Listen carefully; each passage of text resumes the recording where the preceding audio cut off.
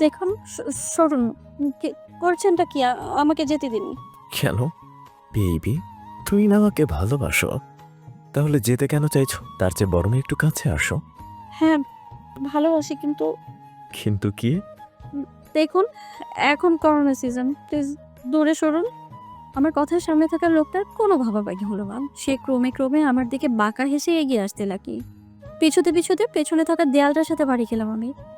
একদিকে অন্ধকার ফাঁকা ক্লাসরুম, অন্যদিকে সামনে থাকা লোকটার এগিয়ে আসা। আমি তো ভয়ে কাঁপাকাঁপি শুরু করে দিয়েছি। হঠাৎ সামনে থাকা ছেলেটি আমার ওড়নাটা টেনে নিয়ে গেল। ভয়ে আমি এক হাত সামনে দিয়ে চোখ দুটো খিচে বন্ধ করে আছি, আর অন্য হাতে নিজের পরনের জামাটা মুচড়ে ধরে আছি। অনেকক্ষণ পর সামনে থাকা লোকটার কোনো রেসপন্স না পেয়ে চোখ খুলে দেখি সে সামনে থাকা বেঞ্চে পা দোলাচ্ছে বসে, আর ওনাটাকে গলায় পেঁচিয়ে বাঁকা হেসে আমার দিকে তাকিয়ে আছে। যে দৃষ্টিতে নেই কোনো নেশা, নেই কোনো বাঁকা চাউনি, শুধু আছে একটা মুগ্ধ দাম, যা আমাকে কেমন জানি ঘায়াল করছে। এতক্ষণে আমি খেয়াল করলাম লোকটার পরনে একটা ব্ল্যাক জিন্স, ব্ল্যাক শার্ট, যেটার বোতাম বুক পর্যন্ত খোলা, হাতের শার্টের হাতাটা ফোল্ড করা, ঠোঁট দুটো হালকা গোলাপি রঙের, দেখে মনে হচ্ছে লিপস্টিক লাগিয়েছে। ঠোঁটের একটু উপরের দিকে তিলটা গরমের কারণে লালচে আকার ধারণ করেছে। সত্যি অনেক সুন্দর লাগছে। ছেলেটা যে এত সুন্দর হতে পারে, একে না দেখলে বিশ্বাসই করতাম না। আমি এই প্রথমবার কোনো ছেলের উপর ক্রাশ খেলাম। আমি এক ধ্যানে ছেলেটার দিকে তাকিয়ে আছি, তাকে দেখতে ব্যস্ত।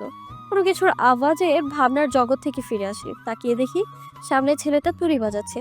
অন্যদিকে ফিরে ভাব নিয়ে বললেন, আই নো আমি দেখতে অনেক সুন্দর, তো এভাবে দেখার কি আছে? সুন্দর না ছাই যত সব। তোমাকে আমার সৌন্দর্যের প্রশংসা করতে বলিনি, আর আমাকে অপমানও করতে বলিনি। দেখো, আমি কাউকে কখনো অপমান করি না, বিশেষ করে মেয়েরা মায়ের জাত, তাই তোমাকে অসম্মান করব না। শুধু তোমাকে বোঝাতে এখানে এনেছি। যা বলার সোজাসুজি বলছি। এসব চ্যালেঞ্জ বন্ধ করে পড়াশোনায় মন দাও, তোমার ভালো হবে। আমি জানি তুমি আমাকে চ্যালেঞ্জ করে প্রপোজ করেছ, তাই বলেছি অন্যের মন নিয়ে খেলো না, তারও খারাপ লাগতে পারে। আমি আবিরতে অ্যাকসেপ্ট করব না ইউনিভার্সিটিতে, আন্ডারস্ট্যান্ড? এতক্ষণে বুঝতে পারলাম ছেলেটার নাম আবির। কি আর করার, ভার্সিটির সিনিয়র ভাই, তাই চুপ করে সব সহ্য করলাম।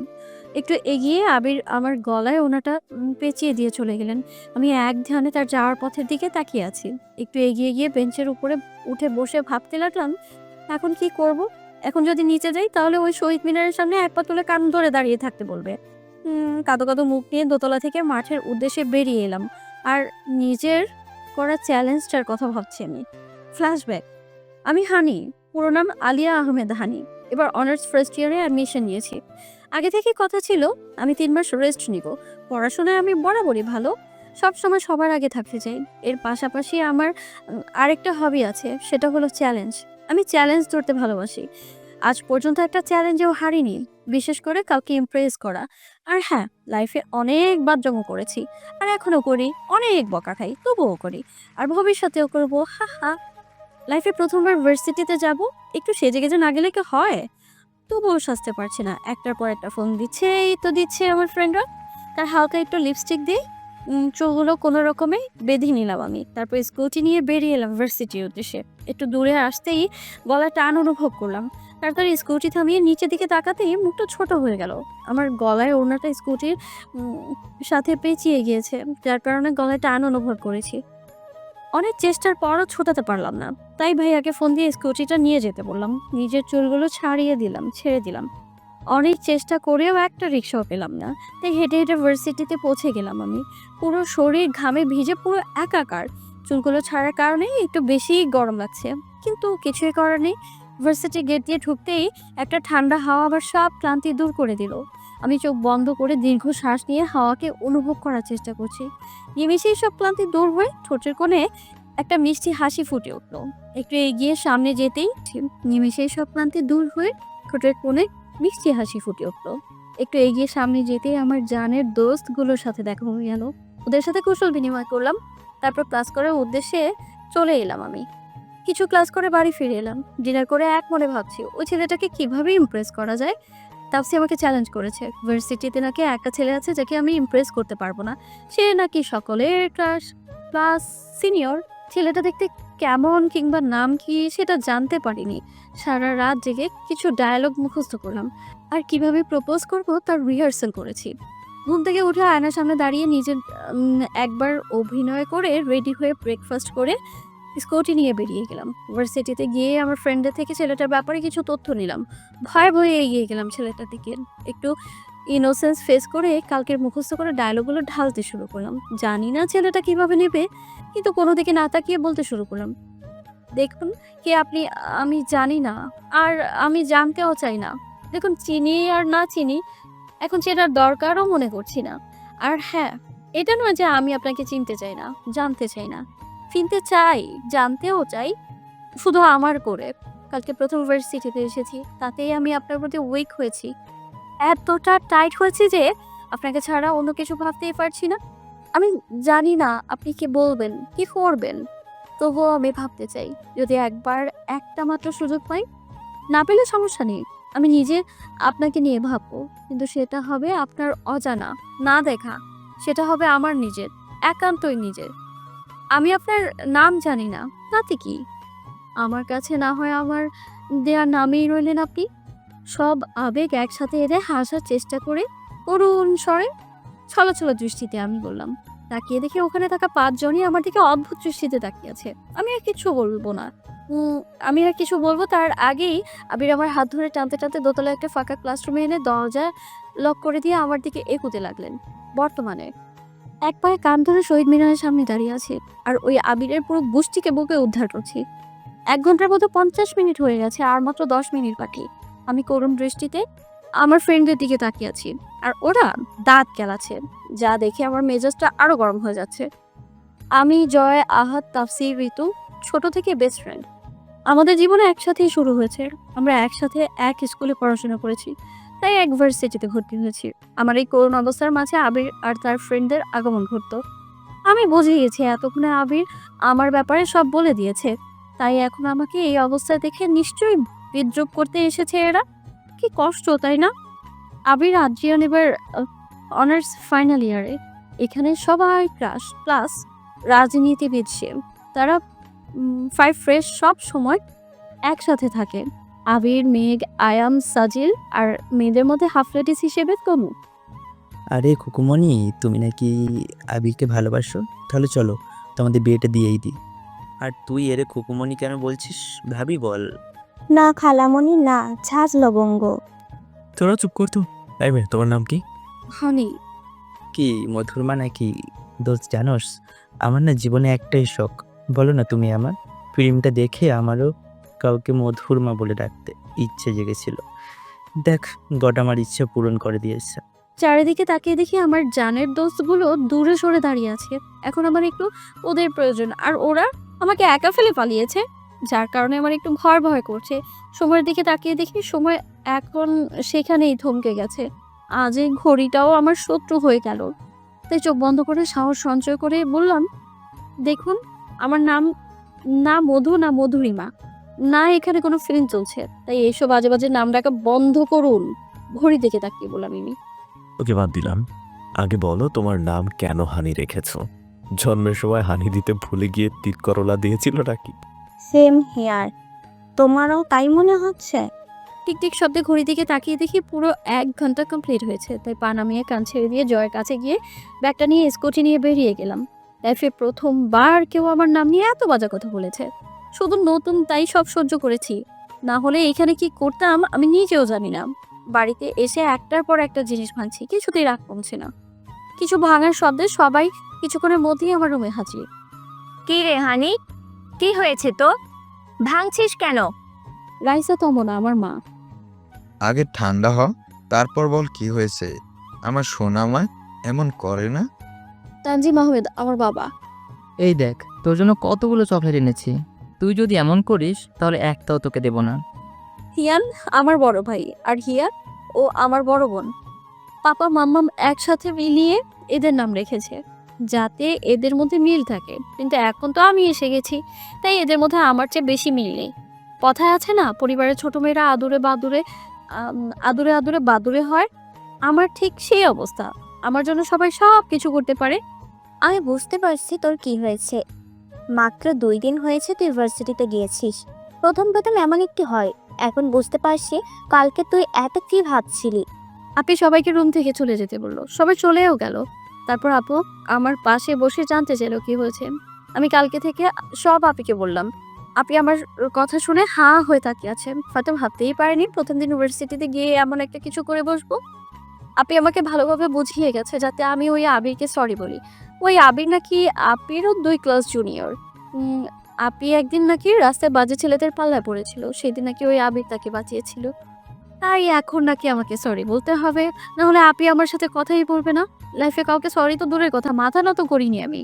আর সে আমাকে নাকি সরি বলতে হবে কাউকে। আর কোনো চিন্তা না করে সোজা ঘুমিয়ে পড়লাম। চারদিকে রোদের ছড়াছড়ি, পুরো রুমে রোদে ছেয়ে গেছে। সূর্যের আলো চোখে পড়তেই ঘুমটা উধাও হয়ে গেছে আমার। তাড়াতাড়ি উঠে ফ্রেশ হয়ে ব্রেকফাস্ট করে নিলাম। তারপর রুমে এসে বাচ্চাদের মতো সেজে নিলাম। চুলগুলো 2 পাশে নিয়ে দুটো বাচ্চাদের মতো করে বেনি করে নিলাম। তারপর সামনে থাকা ছোট ছোট চুলগুলো এনে দিলাম। তারপর বাচ্চাদের মতো একটা ড্রেস পরে নিলাম। আজকে লিপস্টিক দিলাম, এমনভাবে দিলাম যাতে ঠোঁটের একটু বাইরেও চলে এলো। আজকে ভাইয়া ড্রাইভ করে দিল, আর তাই আর স্কুটি নিয়ে এলাম না। গাড়ি থেকে নেমে ভাইয়াকে বিদায় দিয়ে সোজা ভার্সিটির ভেতরে প্রবেশ করে চারিদিকে তাকিয়ে আবেগে খুঁজতে লাগলাম। জানি সবাই একটু অদ্ভুতভাবে আমাকে দেখছে, কিন্তু তাতে আমার কি। শুনেছি বাচ্চাদের ওপর কেউ রেগে থাকতে পারে না, তাই তো এমন সাজ। এর মধ্যে আমার ফ্রেন্ডদের সাথে দেখা হয়েছিল, আমার সাথে কথা বলার চেষ্টাও করেছিল, কিন্তু আমি দেখেও না দেখে পান করে চলে এসেছি।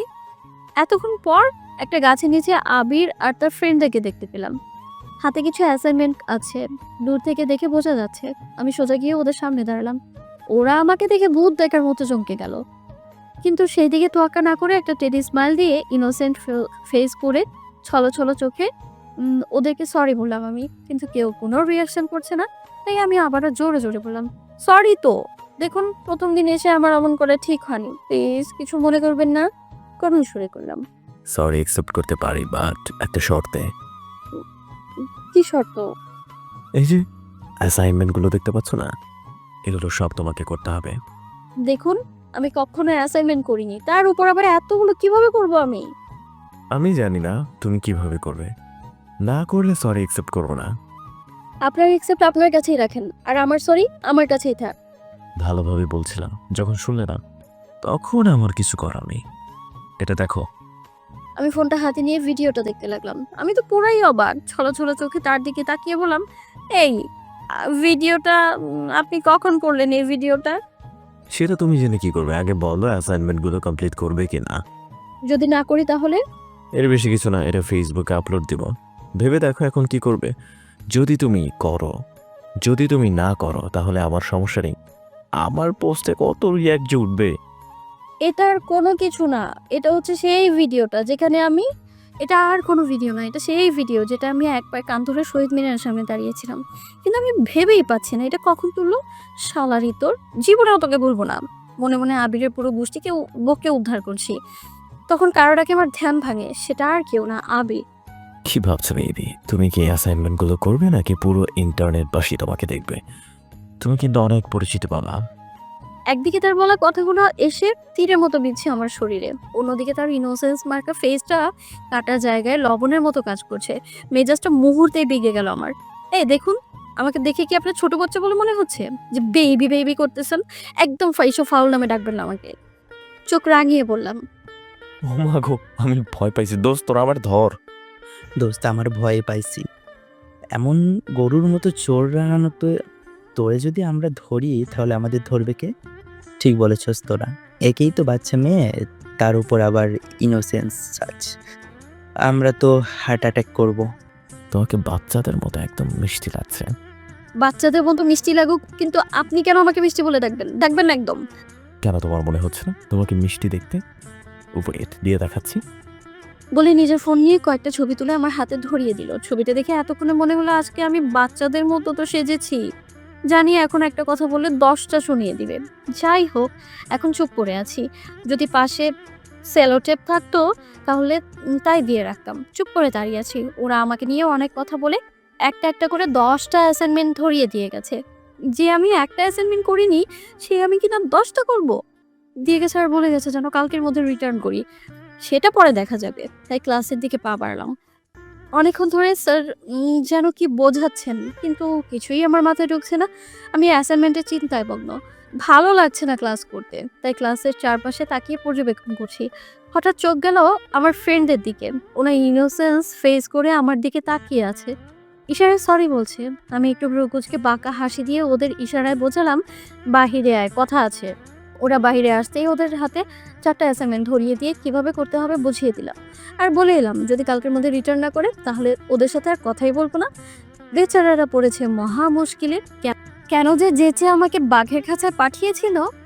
বাড়িতে ফিরেই আগে আপিয়ার ভাইয়াকে 2টা অ্যাসাইনমেন্ট ধরিয়ে দিয়ে শাওয়ার নিয়ে লাঞ্চ করে নিলাম, তারপর রুমে এসে ঘুমিয়ে নিলাম।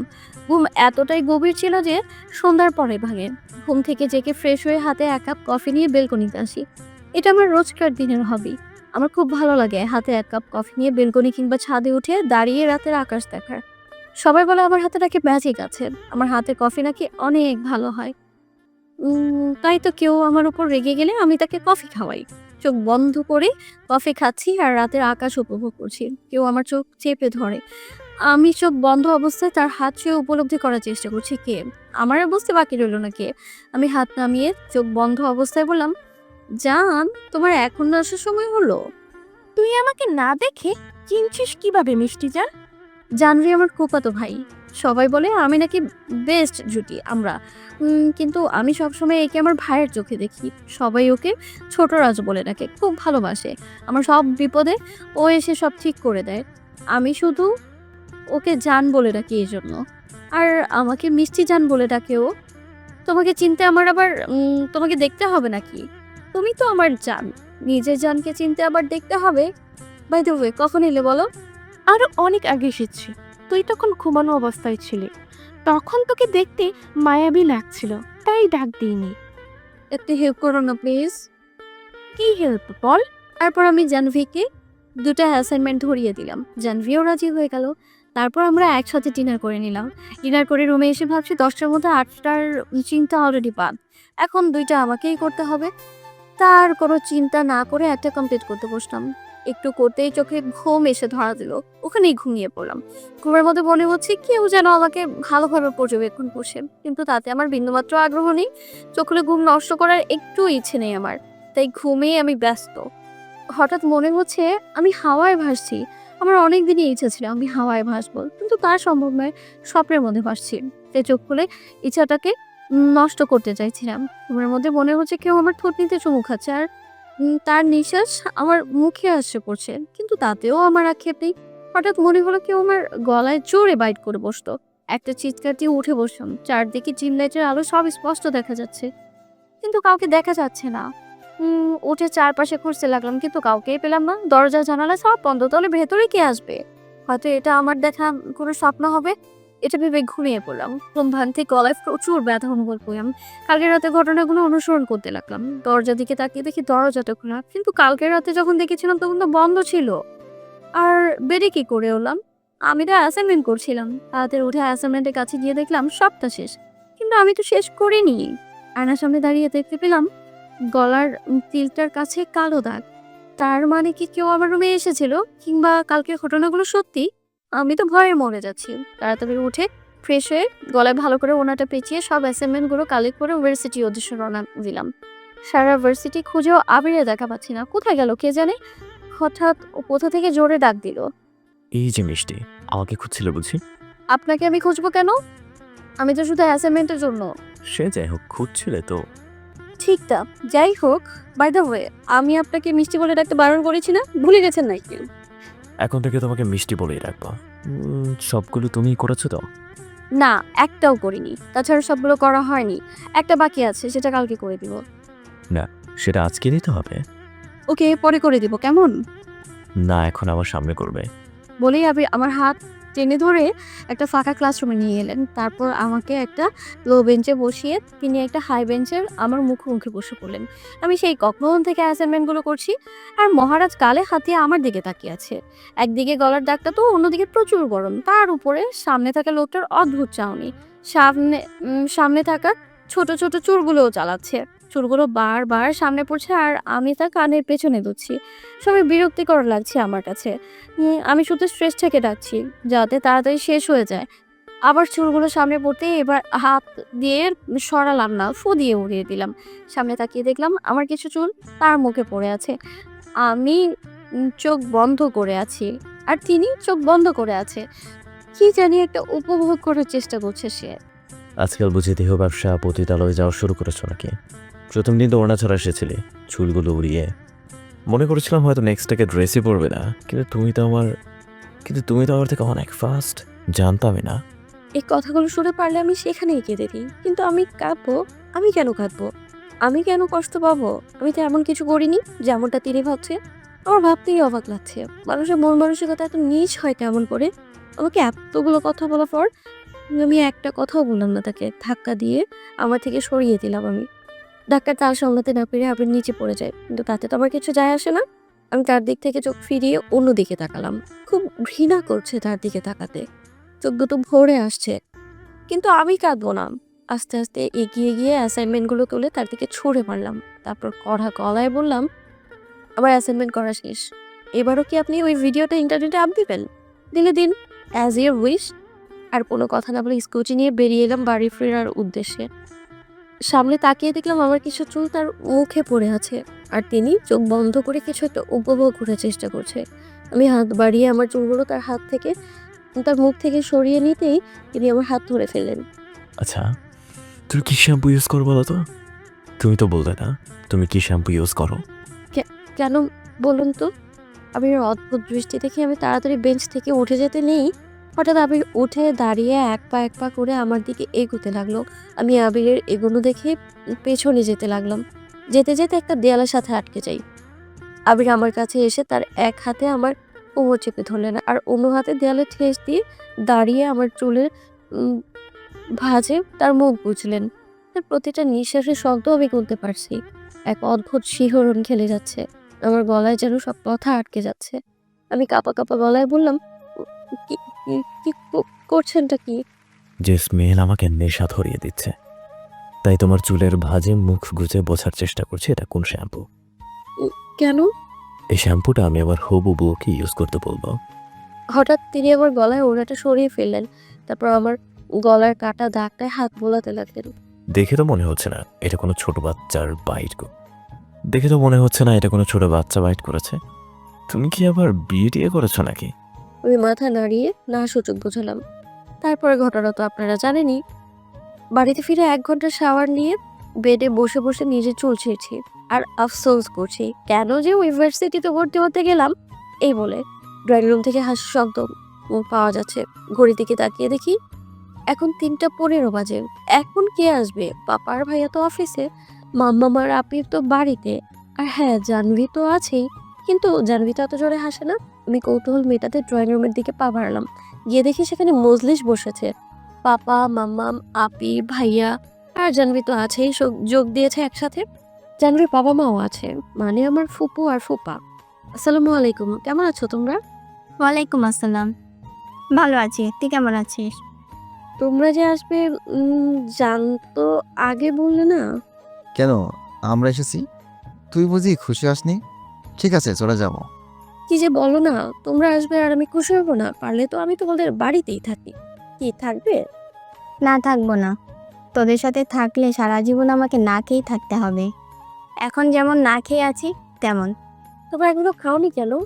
তুই এসে একা একা সেই কখন থেকে রুমের দরজা দিয়ে আছিস, তাহলে আমরা খাই কি করে? চলো তো কিছু খেয়ে নেবে। তারপর সবাই একসাথে লাঞ্চ করে নিলাম। রুমে এসে ভাবছি আজকে একবার ক্লাবে যাব। অনেক দিন হলো যাই না, কিন্তু তার হলো না। আজকে জাহ্নবীকে নিয়ে পার্কে যেতে হবে। জাহ্নবী যতবার এসেছে ততবার ওকে নিয়ে পার্কে ঘুরতে গিয়েছি।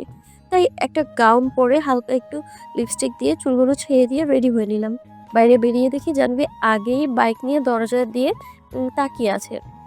আমি আর ওকে অপেক্ষা না করে বাইকে উঠে বসলাম। কিছুক্ষণ পর আমরা একটা পার্কে চলে এলাম। আমি চারদিকে তাকিয়ে পরিবেশ মানুষগুলোকে পর্যবেক্ষণ করার চেষ্টা করছি। একটু আগে আমি জাহ্নবীর কাছে বায়না ধরেছিলাম যে আইসক্রিম খাবো, তাই সে গেছে আমার জন্য আইসক্রিম আনতে। আমি গাছের নিচে একটা বেঞ্চে দেখে সেখানে গিয়ে বসে পড়লাম। বারবার মনে হচ্ছে কেউ আমার ফলো করছে, কিন্তু যতবারই খুঁজছি ততবারই বৃথা। তাই চুপচাপ বসে আছি, যে ফলো করার করো, না হলে বিস্কিট খাক। আমার ভাবনার ছেদ ঘটালো জাহ্নবী। এই নে তোর আইসক্রিম। এবার খুশি তো? হ্যাঁ খুশি বলে আইসক্রিমটা মুখে পড়ে দিলাম। জাহ্নবী আমার দিকে তাকিয়ে আছে, তাই আমি ওকে একটু সাধলাম। কি এভাবে কি দেখছো, খাবে নাকি? না, তুই খা, আমি বাদাম খাবো। বলে পকেট থেকে একটা বাদামের প্যাকেট বের করে হাতে ঢেলে ফু দিয়ে খেতে লাগলো। আমিও ঢং দেখিয়ে খেতে লাগলাম। এমন ভাবে খাচ্ছি মনে হচ্ছে জীবনেও চোখে দেখিনি। ও আমাকে ঢং দেখিয়ে খেতে লাগলো। বাদামের কষে ফু দিতেই তা উড়ে এসে আমার চোখে পড়লো। আমি চোখ বন্ধ করে নিলাম।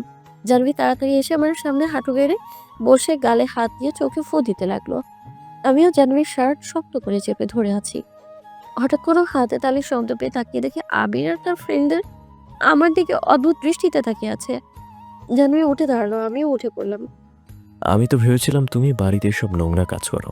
তুমি যে পার্কে এসে এমন নোংরা কাজ করো জানতাম না। তাতে কি আজকে তো জানলাম। আচ্ছা, তোমার গলায় যে দাগটা দেখেছিলাম সেটা কি তোমার এই প্রেমিক দিয়েছে নাকি অন্য কোনো কাস্টমার? তোমার লজ্জা করছে না নিজের বাবা মায়ের সম্মান নষ্ট করতে?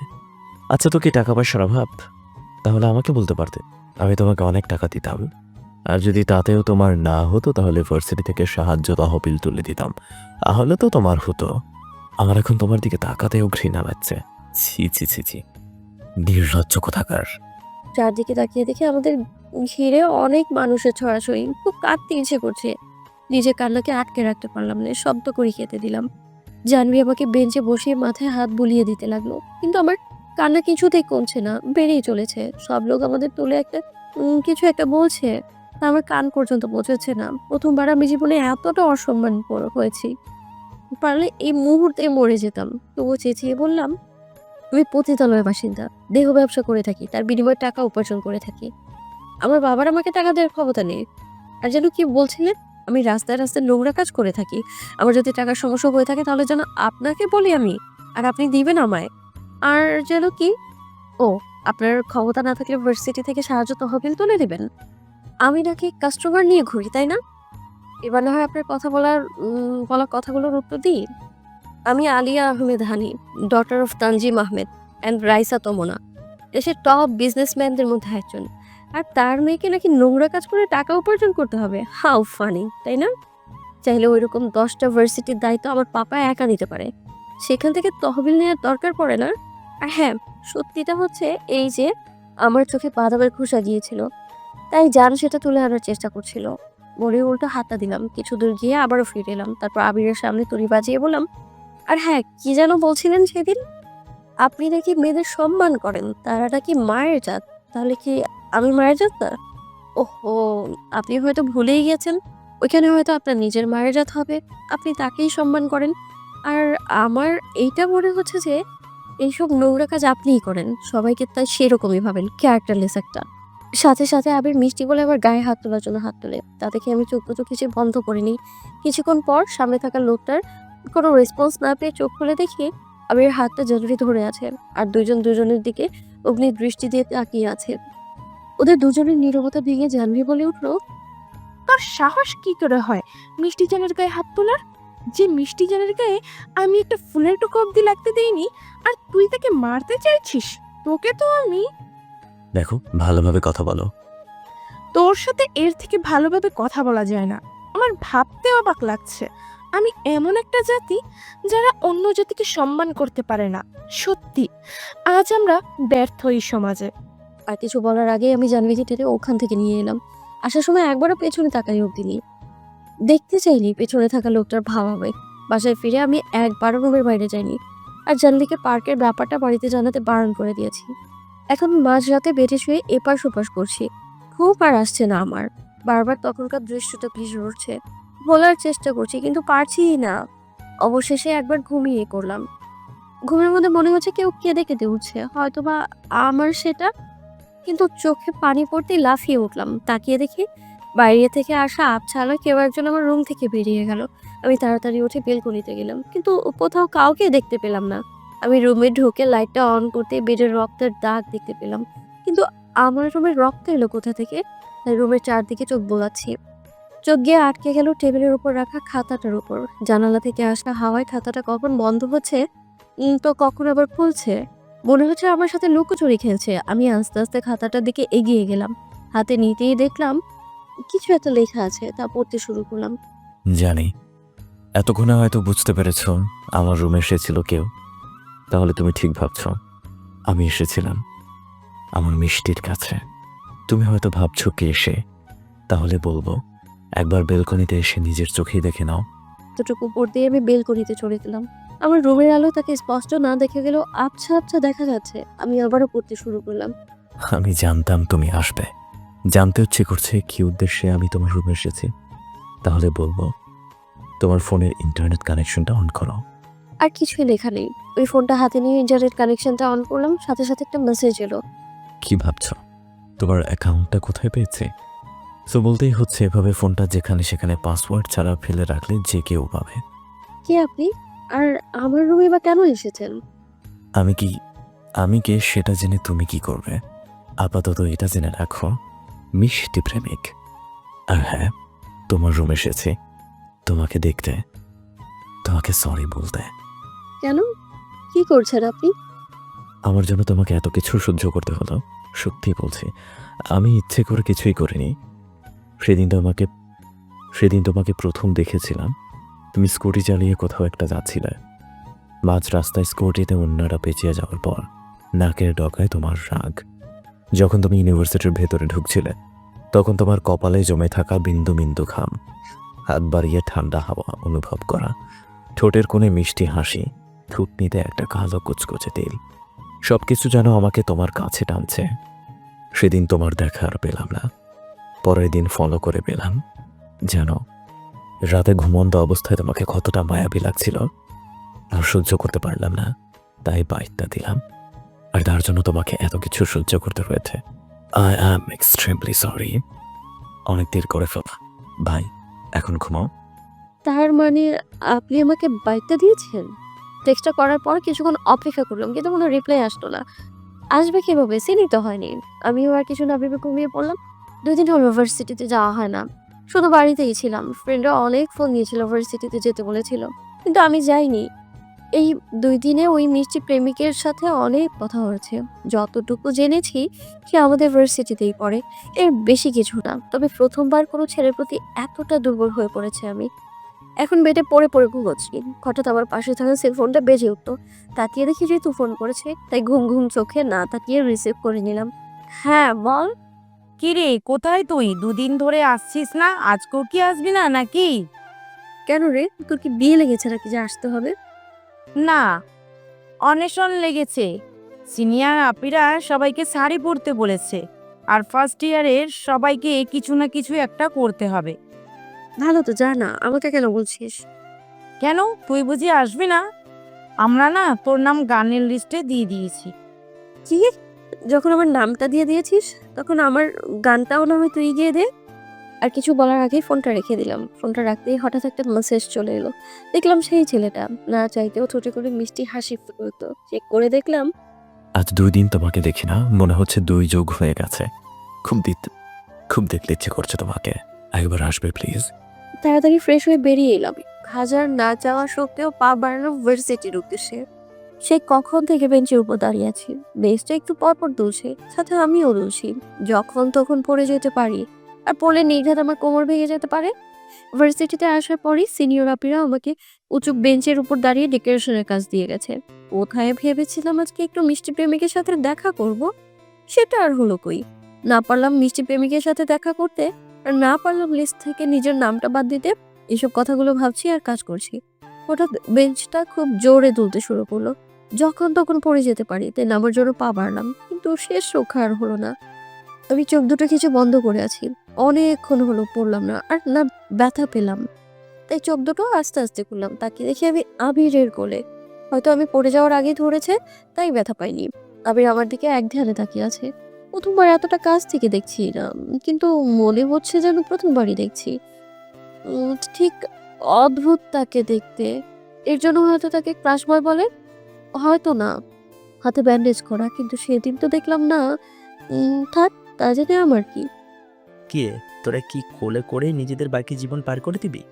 ওদের কথায় আমাদের ভাবাবেগ হলো। আবির আমাকে নামিয়ে দিল। আমিও নেমে অন্যদিকে তাকিয়ে আছি। যে কাজটা করতে পারো না সেটা কেন করতে আসো? যদি হাত পা ভেঙে যেত তাহলে কি হতো? কেয়ারলেস একটা। বলে পড়তাম, আপনার কি তাতে? আমার আবার কি? এই কাজগুলো কে করতো? আপনার ভূত করবে। বাই দ্য ওয়ে, শুনেছি ফার্স্ট ইয়ার লিস্টটা নাকি আপনার কাছে। আমি সেখান থেকে নিজের নামটা রিমুভ করবো। প্লিজ রিমুভ করে দিয়েন। কেন? ও, বুঝলাম। যে মেয়ে ভালোভাবে কথাই বলতে পারে না সে যে কিভাবে গান গাইবে সেটা তো আমার আরো আগেই বোঝা উচিত ছিল। ওকে, আমি রিমুভ করে দিব। এই না, আপনি রিমুভ করবেন না, আমি গান গাইবো। কেন? এইমাত্র না বললাম গাইবে না, এখন আবার কি হলো? যা হওয়ার তাই হয়েছে। আমিও দেখিয়ে দিব আমি গানও গাইতে পারি। তা দেখা যাবে। তারপর আমরা যে যার মতো কাজে ব্যস্ত হয়ে গেলাম। সন্ধ্যা থেকে বাড়ি ফিরে লাঞ্চ আর ডিনার একসাথে করে নিলাম। ফাংশনে যাওয়ার জন্য কি পরবো খুঁজেই পাচ্ছি না। সিনিয়ররা বলছে শাড়ি পরতে, কিন্তু সমস্যা হলো আমি শাড়ি পরতে পারি না, আর না কন্ট্রোল করতে পারি। তার উপরে আমার কোনো শাড়িই নেই। কি করব বুঝতেই পারছি না। গভীর ধ্যানে মগ্ন আমি।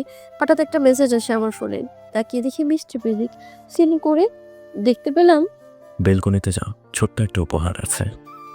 আমিও বেলকনিতে গেলাম। গিয়ে দেখি একটা নীল রঙের শাড়ি, সাথে নীল রঙের কাচের চুড়ি। শাড়িটা রুমে এনে খুলতেই একটা চিরকুট পেলাম, সেখানে বড় বড় করে লেখা, আমি আমার মিষ্টিকে শাড়িতে দেখতে চাই। দেখতে চাই শাড়িতে তুমি কতটা মিষ্টি হতে পারো। আমি কখনো শাড়ি পরিনি, তাই একা একা শাড়ি পরা তো সম্ভবই না। তাই মামামার আপি আমাকে শাড়ি পরিয়ে দিল।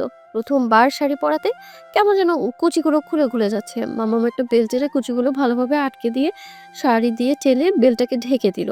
আমি মামামের দিকে অদ্ভুত দৃষ্টিতে তাকিয়ে আছি। তারপর মাম্মাম বলল, এটা নাকি বকুল কথা সিরিয়াল থেকে শিখেছে সে। ভাগ্যিস মাম্মাম সিরিয়াল দেখে, নাহলে আজ যে আমার কি হতো। তারপর হাত ভর্তি করে নীল রঙের কাচের চুড়িগুলো পরে নিলাম। চোখে মোটা করে কাজল, ঠোঁটে হালকা লিপস্টিক, চুলগুলো ছেড়ে দিলাম।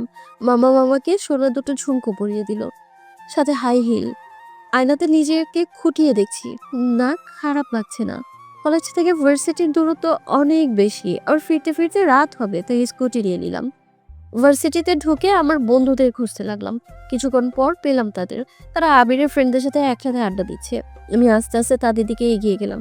তারা আমার দিকে হাঁ করে তাকিয়ে আছে, যাতে আমার অস্বস্তি বোধ হচ্ছে। তাই অন্যদিকে তাকিয়ে বললাম, এবার তো মুখটা অফ কর, না হলে ড্রেনের পানি ঢুকবে। কেন রে? ওকে তো সব সময় জোশ লাগে। লাগে, তবে শাড়িতে একটু বেশি সুন্দর লাগে। তুই পর শাড়ি একবার পরে তো দেখ, কত কষ্ট শাড়ি কন্ট্রোল করা। সে যাই বলো, তোমাকে আজ অনেক সুন্দর লাগছে। ঠিক, একদম ঠিক। সবাই আমার এত প্রশংসা করছে, কিন্তু সামনে তারা আবির তো কিছুই বলছে না, এখন আমার দিকে তাকিয়ে আছে। সবাই হানির এত প্রশংসা করছে, তুই কিছু বলবি না?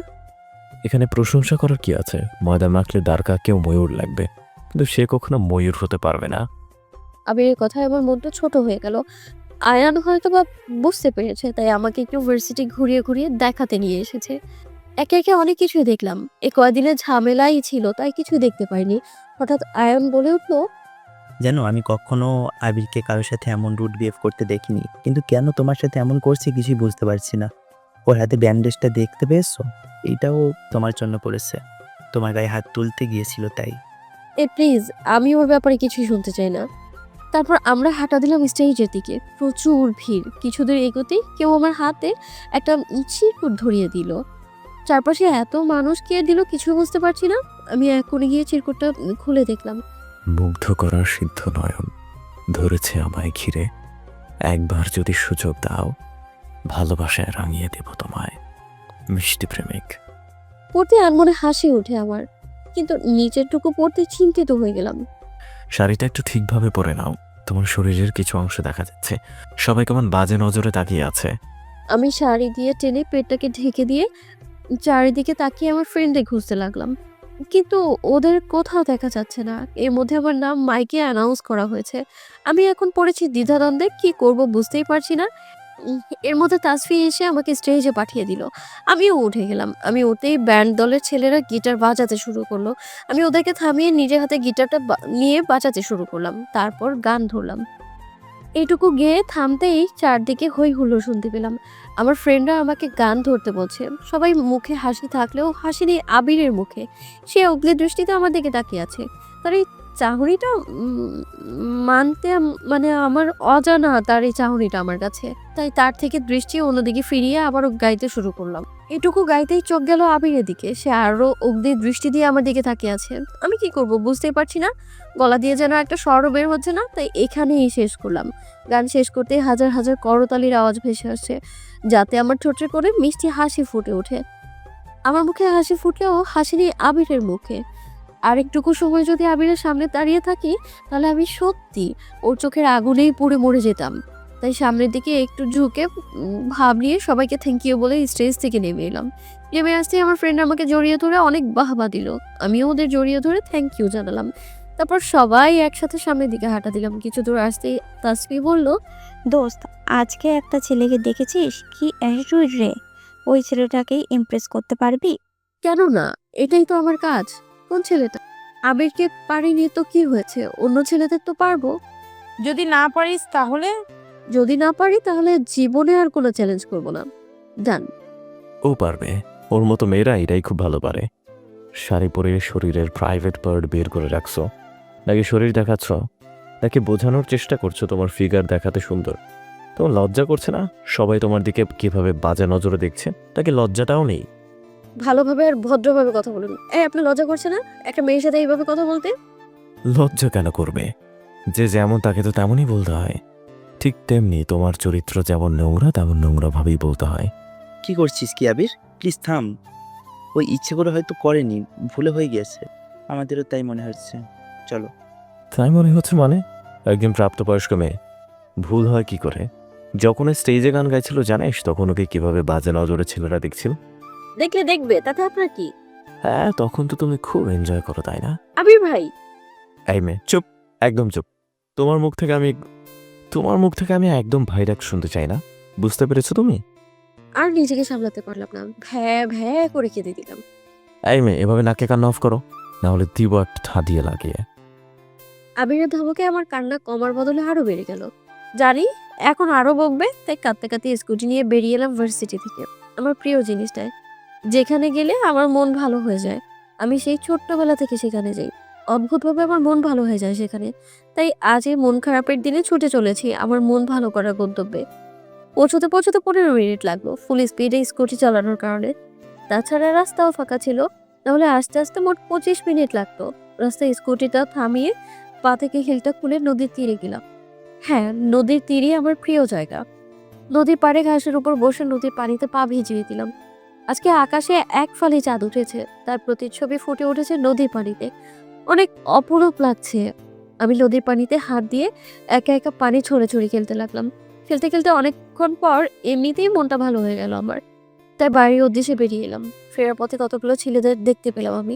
তারা একটা লোকের কাছ থেকে কিছু একটা নেওয়ার চেষ্টা করছে, কিন্তু লোকটা দিতে চাইছে না, হয়তো কোনো মূল্যবান কিছু। ওই ছেলেরা সংখ্যায় অনেক, কিন্তু লোকটা একা। ছেলেদের সাথে অস্ত্রও আছে। লোকটাকে দেখেও আমি সামনের দিকে এগিয়ে গেলাম। কিছু দূর গিয়ে ভাবতে লাগলাম, যদি লোকটাকে মেরে ফেলে তখন। আবারও ফিরে এলাম লোকটাকে বাঁচাবো এই আশায়। এসে দেখলাম লোকটার কাছ থেকে ব্যাগটা নিয়েছে।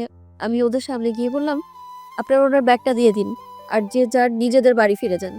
বাড়ি তো ফিরেই যেতেই চেয়েছিলাম, কিন্তু এরকম একটা প্রত্যন্ত ফুল রেখে বাড়ি ফিরে কিভাবে যাই বলো? ঠিক, একটু ফুলের সাথে ফুল তো করতেই হবে। আমিও কিন্তু ফুলের সুবাস নিতে চাই। আর আমরাও। দেখুন, আপনাদের মতো ছেলেদের কিভাবে জুতো দিয়ে মেরে ঠিক করতে হয় সেটা আমি খুব ভালো করে বুঝি। কি যে বলো না রূপসী, গোলাপে তো কাঁটা থাকবেই, তাই বলে কি গোলাপের সুবাস নিব না? মুহূর্তের মধ্যে আমার মেজাজটা বিগড়ে গেল। আমি পা থেকে হিলটা খুলে ঠাস করে লাগিয়ে দিলাম একটা। সাথে সাথে ছেলেটা আমার হাতটা পেছনে মুচড়ে ধরে বাঁকিয়ে ফেললো। বলে হচ্ছে এই বুঝি হাতটা ভেঙে গেছে আমার। ছেলেটা আমার দিকে নেশাভরা দৃষ্টিতে তাকিয়ে বলল, কি যেন বলেছিলিস তুই আমাকে জুতো দিয়ে মারবি? আবারও মেরেছিস, এবার মজা দেখ। মা, তুমি প্লিজ এখান থেকে চলে যাও। আমার টাকা গেছে যাক, আমি খেটে তা আবার উপার্জন করতে পারবো, কিন্তু তোমার সম্মান গেলে আর সেটা অর্জন করতে পারবো না। লোকটার কথাগুলো শুনে আমি ছেলেগুলোকে ধাক্কা দিয়ে দৌড় লাগালাম। দৌড়াতে দৌড়াতে হাঁপিয়ে গেছি, তবুও থামছি না। পায়ে হিল জুতো পরার কারণে একটুতেই ব্যথা করছে। রাস্তার চারপাশে কাউকে দেখতে পেলাম না, যাতে তার কাছে সাহায্য চাইতে পারি। পেছনে তাকিয়ে দেখি ছেলেগুলো আমার দিকে দৌড়ে আসছে। ভয়ে আমার হাত পা ঠান্ডা হয়ে যাচ্ছে। মনে হচ্ছে জীবনে যেন এখানেই থমকে যায় আমার জীবনটা। আমার দৌড়ানোর পথে বাধা হয়ে দাঁড়ালো আমার পায়ের জুতোর হিলটা ভেঙে আমি নিচে পড়ে যাই। সাথে সাথে ছেলেগুলো আমাকে চারপাশ থেকে ঘিরে ধরে। আমি পড়ে গিয়ে পায়ে ব্যথা পাই। হাঁটার শক্তিটুকু খুঁজে পাচ্ছি না। পায়ের হিল দুটো খুলে ফেলে উঠে দাঁড়ালাম সেই শক্তিটুকুও নেই আমার। তবুও কোমরে হাত দিয়ে উঠে দাঁড়ালাম। কোমরে মোটা শক্ত কিছু অনুভব করাতে বুঝতে পারলাম এটা বেল্ট, যেটা শাড়ি কন্ট্রোল করার জন্য মাম্মা পরিয়ে দিয়েছিল। এটার কথা তো আমার মাথা থেকে একদমই বেরিয়ে গিয়েছিল। আমি ওদের হাত থেকে ব্যাগটা টান দিয়ে আমার হাতে এনে বাঁকা হেসে বললাম, তোরা না আমায় আদর করতে চেয়েছিলি? আজ আমি তোদের এমন আদর দিব যে জীবনে কোনোদিন ভুলতে পারবি না। সত্যি বলছিস? তাহলে আয় কাছে আয়। আমার দিকে এগোতে দেখে আমি তাড়াতাড়ি আমার কোমর থেকে বেল্ট খুলে একের পর এক ঘা মেরে যাচ্ছি, একটার পর একটা ছেলের গায়ে। হাতের ব্যথায় আর পারছি না, পায়ের ব্যথায় আর দাঁড়িয়ে থাকতে পারছি না। কিন্তু যদি আমি এখানেই থমকে যাই তাহলে আমার জীবনটা এইখানেই শেষ হয়ে যাবে, এ ভেবে আঘাত করেই চলেছি। একসময় ওরা ক্লান্ত হয়ে শুয়ে পড়ে। পেছনে তাকিয়ে দেখলাম লোকটা আমার দিকে এগিয়ে আসছে। আমিও তার দিকে এগিয়ে গিয়ে ব্যাগটা তার হাতে ধরিয়ে দিলাম। এ ফাঁকে একটা ছেলে এসে আমার মাথায় জোরে আঘাত করে। সাথে সাথে মাথা ফেটে অঝোর ধারায় রক্ত বের হতে থাকে। আমি এক হাত মাথায় দিয়ে ছেলেটার হাত থেকে ইটটা নিয়ে ওর মাথায় আঘাত করি। মারতে মারতে এক পর্যায়ে ছেলেটা মাথায় রাস্তায় নুয়ে পড়ে। এদিকে আমার চোখের চারপাশে সবকিছু কেমন ঝাপসা হয়ে যেতে থাকে। চোখ মেলে রাখার শক্তিটুকুও যেন হারিয়ে ফেলেছি। ঝাপসা চোখে কোনো পরিচিত মানুষকেই দেখতে পাচ্ছি আমি। ডাক দেওয়ার শক্তি নেই যে ডাক দিব আমি। ওখানে মাটিতে লুটিয়ে পড়লাম। চোখ দুটো বন্ধ করে অন্ধকার ধরা দিল আমার। চোখ খুলতে নিজেকে হসপিটালের বেডে আবিষ্কার করলাম। কিন্তু আমি কি করে এখানে এলাম? কালকে রাতে কি হয়েছিল মনে করার চেষ্টা করতে লাগলাম। অবশেষে মনেও পড়ে গেল। নিজের দিকে তাকিয়ে পুরো হাঁ হয়ে গেলাম। হাতে ব্যান্ডেজ, পায়ে ব্যান্ডেজ, ইভেন মাথায়ও ব্যান্ডেজ। হাতে স্যালাইন চলছে। উঠে বসার শক্তিটুকু খুঁজে পাচ্ছি না। সারা শরীরে ব্যথা অনুভব করলাম। আর জ্ঞান ফিরেছে দেখে নার্স আমার বাড়ির লোকদের খবর দিতে গেছে। কিছুক্ষণের মধ্যে সবাই ভেতর চলে এলো। সবার চোখে আমাকে হারানোর ভয় খুঁজে পাচ্ছিলাম। সবার চোখের কোনো অশ্রু। পাপার পাশে চোখ পড়তেই দাদু দিদাকে দেখতে পেলাম। কিন্তু দাদু দিদা তো গ্রামে থাকে। গ্রাম থেকে আসতে কম করে হলেও ৮-১০ ঘন্টা সময় লাগে। আমি বাইরে তাকিয়ে সময় অনুভব করার চেষ্টা করছি। বাইরে এখনো রাত, কিন্তু তা কিভাবে সম্ভব? তখন তো রাত ১টা কিংবা ২টা ছিল। যদি তখন শোনে তাহলে আস্তে আস্তে সকাল ১০টা বাজবে। কিন্তু এখন রাত। আমার মাথায় কিছুই ঢুকছে না। আমি আর কিছু না ভেবে উঠে বসার চেষ্টা করছি। এত করে বুঝতে পারলাম আমি যাকে আচ্ছা দেখেছিলাম সে আর কেউ না, জাহ্নবী ছিল। একদম ঠিক। যদি তোর কিছু হয়ে যেত, একটা দিন ধরে কেউ কিছু খাচ্ছে না, তোর চিন্তার বিভোর। মা বাবা তোর কথা শুনে সে সকালে ছুটে এসেছে, এখনো পর্যন্ত দাঁতে একটা কুটিও কাটেনি। কি বলবো বুঝতেই পারছি না। সত্যি তো আমার জন্য আমি যদি ওই লোকটার বিপদে পাশে না দাঁড়াতাম তাহলে এমন কিছুই হতো না। কিন্তু অন্যের বিপদে পাশে না দাঁড়িয়ে মাথা নিচু করে কিভাবে থাকবো? হঠাৎ লোকটার কথা মাথায় আসতেই তার কথা জিজ্ঞেস করলাম। বলছিলাম কি ওই লোকটা? তোকে আর ওই লোকটার কথা চিন্তা করতে হবে না। তোকে তখন ওই অবস্থা দেখে তিনি তোকে হসপিটালে অ্যাডমিট করি। তিনি সকাল না হতেই চলে গেছে। একবার ভেবে দেখ কেমন মানুষ। তারপর তোর আর কোনো খবর নেয়নি। আরো ভাব এমন দায়িত্বজ্ঞানহীন মানুষের কথা। তারপর সবাই চলে যায়। আমি দিদার কোলে মাথা রাখি। দিদা আমার মাথায় হাত বুলিয়ে দিতে দিতে অনেক গল্প করলে, সাথে দাদাও। ৩ দিন হসপিটালে আর ২ দিন বাড়িতে থাকার পর এখন আমি অনেকটাই ফিট। তবে হাতে পায়ে থাকা ব্যান্ডেজ এখনো খোলা হয়নি। প্রতিদিন নতুন নতুন ব্যান্ডেজ করিয়ে দেয়। সপ্তাহে একবার করে চেক আপ করতে বলেছে। মাথায় আঘাত পাওয়ার কারণে টিস্যু ড্যামেজ হয়ে গিয়েছে, তাই প্রপার চিকিৎসা সেবা নিতে হবে, নাহলে পরে আবার সমস্যা হতে পারে। এই কদিন আমাকে একদম একা ছাড়েনি কেউ। সারাক্ষণ কেউ না কেউ আমার পাশে ছিল। ফোনটাও দেয়নি। ফোনের কারণে হাতের ব্যথাটা বাড়তে পারে, তাই ডক্টর বারণ করেছে। তবে আজকে দিয়ে গেছে। এই কয়দিনে আমাকে দেখতে আমার ফ্রেন্ডরা এসেছিল, অনেক কথা হয়েছিল ওদের সাথে। আজকে আপিকে দেখতে পাত্রপক্ষ আসবে বললে ভুল হবে, বিয়ের ডেট ফাইনাল করতে আসবে। তাই সবাই ব্যস্ত, আমার পাশে কেউ ছিল না। আমার একা একা থাকতে বোরিং লাগবে, তাই আজকে ফোনটা দিয়ে গেছে। বেডের পাশ থেকে ফোনটা নিয়ে ইন্টারনেট কানেকশনটা অন করলাম, কিন্তু কোনো মেয়ের বা কল নেই। আমার সেই মিষ্টি প্রেমিকের। হয়তো আমি তার কথা রাখতে পারিনি, তাই অভিমান করেছে। ফোনটা রেখে ওর পাশ ফিরে শুয়ে চোখ দুটো বন্ধ করে ঘুমানোর চেষ্টা করলাম। হঠাৎ একটা মেসেজের আওয়াজে পেছন ফিরে দেখি আমার সেই মিষ্টি প্রেমিকের না চাইতেও চোখের কোণে হাসি ফুটে উঠলো। তাড়াতাড়ি সিন করে নিলাম। কোথায় ছিলে তুমি? হ্যাঁ, জানো কত টেনশনে ছিলাম। আমি অভিমান করেছি। তুমি ভাঙাবে না, তুমি কি করলে? 7 দিন ধরে না অনলাইন আসছো না ইউনিভার্সিটি। কি রিপ্লাই দিব ভেবেই পাচ্ছি না, তাই রিপ্লাই না দিয়ে ফোনটা রেখে রাখতে আবার নোটিফিকেশন চলে এলো। সিল করে দেখলাম। এত অ্যাটিটিউড কিসের তোমার? হ্যাঁ, রিপ্লাই দিচ্ছ না কেন? আমি কাউকে কখনো অ্যাটিটিউড দেখাই না। দেখান তো আপনারা, এই যে আড়ালে আড়ালে থেকে আমাকে ফলো করছেন। এটাকে অ্যাটিটিউড বলে না, এটাকে বলে সেফ থাকো, বুঝলে? তোমার সামনে গেলে যদি তুমি আবার আমাকে নিয়ে চ্যালেঞ্জ ধরো। ও আচ্ছা, তাই বুঝি। সাথে সাথে ওপর থেকে একটা নোটিফিকেশন চলে এলো। সিল করব তার আগেই রুমের দরজায় নক করলো। তাকিয়ে দেখি ঋতু আর তাসফি এসেছে, তাই আর সিল না করে রেখে দিলাম। এখন কেমন আছিস দোস্ত? এই তো আলহামদুলিল্লাহ, তোরা? আলহামদুলিল্লাহ। পরে একে অপরের সাথে আলাপ করতে ব্যস্ত হয়ে গেলাম। 2 ঘন্টা ধরে সেজে তৈরি হয়ে নিলাম পারফেক্ট আমার দিদার মতো। একদম সাজটা তেমন হয়নি, তবে একটু বুড়ো বুড়ো লাগছে। জাহ্নবীকেও সাজিয়ে দিলাম আমার দাদুর মতো। আর ঋতু আর তাফসিকে পাঠিয়েছি দাদু দিদার সাথে গল্প করতে। আর বারবার বলে দিয়েছি যাতে কিছুতেই রুমের বাইরে বের হতে না পারে। মাথায় ঘোমটা টেনে দিলাম যাতে ব্যান্ডেজটা দেখা না যায়। হাত দিয়ে আঁচলটাকে পেঁচিয়ে রেখেছি যাতে হাতের ব্যান্ডেজটা দেখা না যায়। শাড়িটা একটু পরেছি যাতে পায়ের ব্যান্ডেজটা দেখা না যায়। কি রে, তুই রেডি তো? আমি রেডি। আর তোমাকে আর কতবার বলবো তুই না তুমি করে বলবে, বুঝতে পারো না? আর তোমার কারণে যদি ধরা পড়ে যায় না, তাহলে তোমার একদিন কি আমার একদিন বলে দিই। আচ্ছা, এখন তো ওখানে যাই। তারা এসেছে অনেকক্ষণ হয়েছে, আর আপিকেও নিয়ে গেছে। জানি। আর হ্যাঁ, একদম আমার নাম ধরে ডাকবে না। ও গো, হ্যাঁ গো, এগুলো বলে ডাকবে, ঠিক আছে? হ্যাঁ, মনে থাকবে গো। চুপ, এখানে না ওখানে গিয়ে চলো। আমরা তারপর হাঁটা দিলাম ড্রয়িং রুমের দিকে। আমি হাঁটতে পারছি না, জানবি আমাকে ধরে নিয়ে হাঁটছে। বেচারা পড়েছে মহা মুশকিলে। রাজি হতে চাইনি, আমি জোর করে রাজি করিয়েছি। ওখানে যেতেই সবাই আমার দিকে অদ্ভুত দৃষ্টিতে তাকিয়ে আছে। সবাই এমন ভাবে তাকিয়ে আছে মনে হচ্ছে ভূত দেখেছে। তাকিয়ে থাকবে নাই বা কেন, আমাদের তো আগে কখনো দেখেনি। কিন্তু তাদের চেয়ে বেশি অবাক আমি, কারণ সামনে থাকা মানুষটিকে কখনো আমার বাড়িতে আশা করিনি। শেষ পর্যন্ত কিনা নিজের ক্রাশকে আমার জিজু ডাকতে হবে। সবাই আমার পরনে এমন উদর পোশাক দেখে চোখ ছানাবড়া করে তাকিয়ে আছে। এখন আমি কি করব কিছুই বুঝতে পারছি না, কিন্তু এই পরিস্থিতি থেকে বেরিয়ে আসতে হবে। তাই জোরে জোরে রাগে গলায় বললাম, তোমাদের কি কেউ কোনো আদব কায়দা শিখায়নি নাকি? বড়দের যে সালাম দিতে হয় সে জানা নেই বুঝি? ওগো শুনছো তুমি? এমন ঘরে আমার দিদিভাইকে কিছুতেই বিয়ে দেব না, কিন্তু বলে দিলাম আমি। সবাই আমার কথা শুনে অবাকের চূড়ান্ত সীমায় পৌঁছে গেছে। কিছু বলার আগেই আমি জাহ্নবীকে একটা খোঁচা দিলাম। জাহ্নবীও আমার তালে তাল মিলিয়ে বলল, আমিও তো তাই দেখছি। তুমি যা বলবে তাই হবে। এই ছেলের সাথে কিছুতেই আমাদের বাড়ির মেয়ের বিয়ে দিব না। জাহ্নবীর কথা শুনে নিহাল দাঁড়িয়ে বললেন, ওয়ালাইকুম আসসালাম চাচা। কিছু মনে করেন না চাচা, আমি আসলে বুঝতে পারিনি। এতক্ষণে খেয়াল করলাম এই লোকটা আমার পরিচিত, কোথায় একটা দেখেছি, কিন্তু কোথায় দেখেছি ঠিক মনে করতে পারছি না। আর এখন মনে করতেও চাইছি না। তাই বললাম, সেটা না হয় বুঝলাম বাপু, গুরুজনদের যে পায়ে হাত দিয়ে সালাম করতে হয় সেটা জানো না বুঝি? বুঝলাম তখন বুঝতে পারোনি, এখন তো পেরেছো, এখন তো করতেই পারো। আমার কথা শুনে নিহাল উঠে আমাকে সালাম করতে আসে। আমি তাড়াতাড়ি ওখান থেকে সরে পরিস্থিতি সামলাতে বলি, আমি বলে কয়ে আদব কায়দা পছন্দ করি না। আমাদের কিন্তু আদব কায়দা শেখাতে হয় না, আমরা কিন্তু আগে থেকেই সব জানি।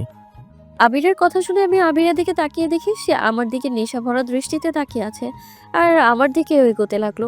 তারপর আমার কাছে এসে আমাকে টেনে সোফায় বসিয়ে দিয়ে আমার পাশে বসে আমাকে শক্ত করে চেপে ধরলো।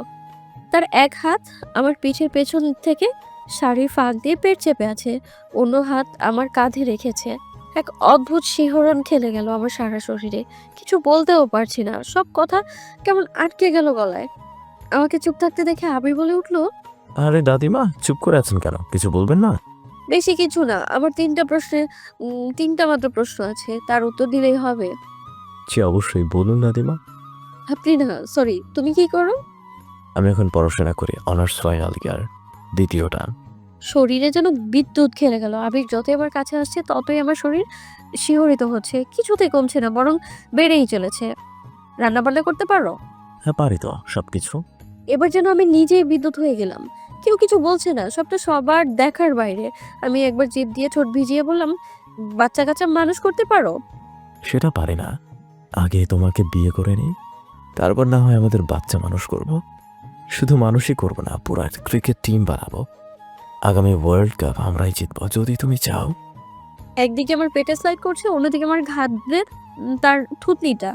আমার হাতের আঙুলের ফাঁকে তার আঙুল, সাথে তার নেশা ভরা চাউনি। সবকিছু যেন মিলেমিশে একাকার হয়ে আমাকে কন্ট্রোললেস করে দিচ্ছে। আমি তার দিকে একবার তাকিয়ে তাকে সরাতে সরাতে বললাম, মানে নো মানে দাদিমা, তুমি বলেছিলে 3টা প্রশ্ন করবে, 4টা নয়। এবার আমার প্রশ্নের উত্তর দাও। কি প্রশ্ন? দাদা যে তোমাকে খুব ভালোবাসে, তাই না?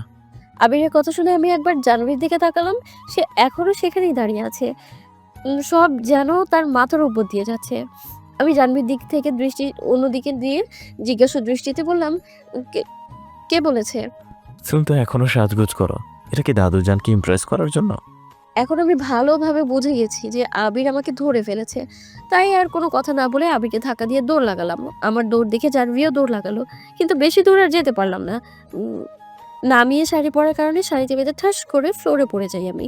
এমনিতেই মুখ থেকে বেরিয়ে যায় আমার। আমাকে পড়ে যেতে দেখে জাহ্নবী দৌড়ে আসে আমার কাছে। কি হয়েছে মিষ্টি জান? বেশি ব্যথা লেগেছে? দাঁড়া, আমি বরফ নিয়ে আসছি। এই ঘটনার পর আমাদের চিনতে আর কারো বাকি রইল না। সবাই একসাথে দাঁড়িয়ে গেল। ফুপাজান জোরে জোরে বলল, তোরা কি জীবনেও ভালো হবি না?